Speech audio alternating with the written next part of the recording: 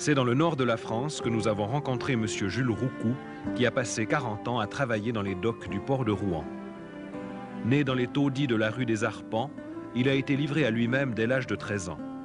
Cet homme est devenu ivrogne, buvant jusqu'à 5 litres de vin par jour, et bagarreur. Il a fait de la prison. Vivant dans la débauche, il traitait sa femme chrétienne comme esclave qu'il battait jusqu'au sang et attachait avec des chaînes, parfois l'obligeant à coucher dehors, en plein hiver. Ce passé, il n'aime pas l'évoquer aujourd'hui. Lors d'un coma prolongé, il s'est trouvé dans un endroit horrible, ressemblant à l'enfer, et dont il parle avec crainte et émotion. Cette expérience l'a conduit plus tard à donner sa vie à Jésus-Christ.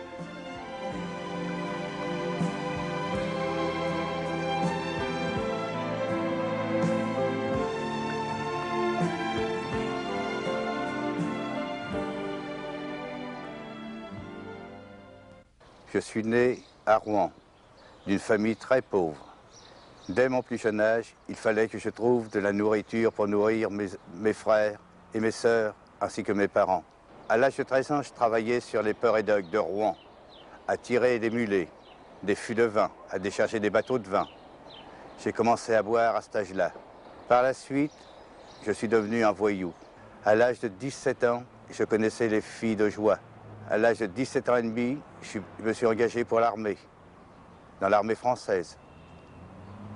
Quand je suis revenu de l'armée, j'étais plus que méchant. J'étais une crapule, un bagarreur et tout. Une fois mes 27 ans, je me suis marié, j'ai trouvé une épouse. Je me suis marié croyant que ma vie allait changer, mais c'était pareil. J'étais devenu ivrogne, invétéré, je frappais mon épouse. J'ai rendu mon épouse très malheureuse, mes enfants de même. Au début de notre mariage, mon mari m'avait bien caché qu'il buvait, mais je me suis vite aperçue qu'il buvait beaucoup. Et chez nous, c'était la vie d'enfer. Il rentrait le soir, il nous frappait, on couchait même dehors. C'était affreux, enfin. Et puis, il me menaçait toujours de se suicider. Donc, je ne le croyais pas. Et un jour, eh bien, oui, il l'avait fait. Et nous l'avons laissé comme ça, croyant qu'il nous faisait la comédie comme d'habitude.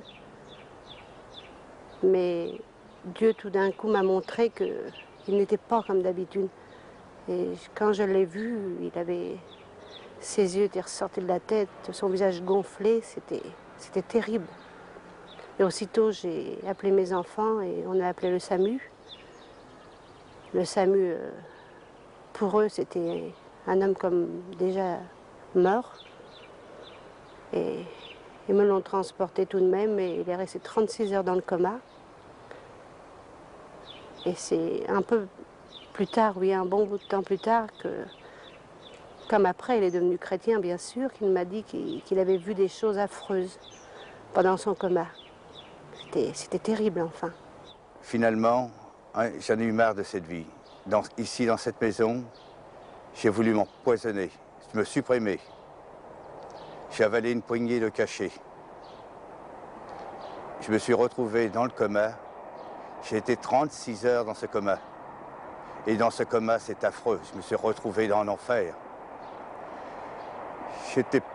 J'étais accroché par des démons, c'est affreux. Dans cet enfer, j'étais attaqué par des personnes, mais des personnes humaines, mais le visage était affreux. Les mains étaient affreuses, qui s'avançaient sur moi, qui me harcelaient. C'est affreux de voir des choses comme ça. Je ne souhaite pas à personne de voir des choses comme ça, dans cet enfer. Ça vous harcèle sans arrêt, vous ne pouvez rien faire. Vous ne pouvez pas reculer, vous ne pouvez pas avancer. Ces gens avancent sur vous. Ils sont affreux. Lorsque je me suis réveillé du coma, je me suis retrouvé dans un hôpital. Et dans cet hôpital, il y avait une Bible. Et cette Bible, je l'ai ouverte, sans savoir pour qui et pourquoi. Je n'ai pas porté attention le jour même, mais le lendemain, j'ai ouvert encore cette Bible. J'ai retourné trouver cette Bible. Et là, j'ai trouvé que vraiment il y avait un Dieu pour nous, les crapules, que ce Dieu était bon. Et qu'aujourd'hui, je peux le remercier si je suis vivant. Parce que c'est lui qui m'a sauvé. Tant qu'à l'être humain, tout le monde me tournait la tête. Et aujourd'hui, avec la grâce de Dieu, je peux lui dire merci. Et que ce témoignage puisse servir à bien des gens qui veulent être sauvés, qui trouvent un sauveur, qui peuvent le trouver en Dieu. Parce qu'il n'y a que lui qui peut sauver une âme perdue.